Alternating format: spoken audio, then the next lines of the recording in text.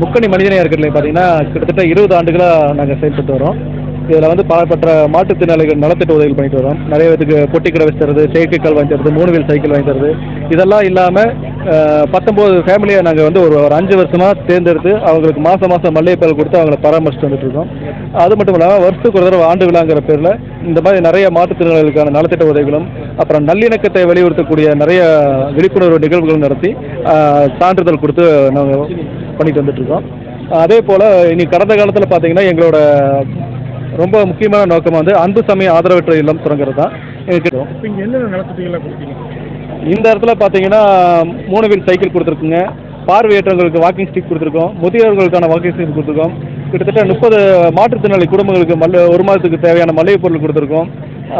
அப்புறம் நிறையா சான்றிதழ் கொடுத்துருக்கோம். மாணவர்களுக்கெல்லாம் தேச ஒற்றுமை வலியுறுத்தி இயற்கை சூழல் பாதுகாப்பு குறித்து விழிப்புணர்வு போட்டிகள் நடத்தி அவங்களுக்கான சான்றிதழ் கொடுத்துருக்கோம். சமூக ஆர்வலர்களுக்கெல்லாம் வாழ்நாள் சாதனையாளர் விருது கொடுத்துருக்கோம். இதை போல் வருஷம் இதை 12 வருஷமாக நாங்கள் தொடர்ச்சி இந்த நிகழ்வு பண்ணிட்டு இருக்கோம்.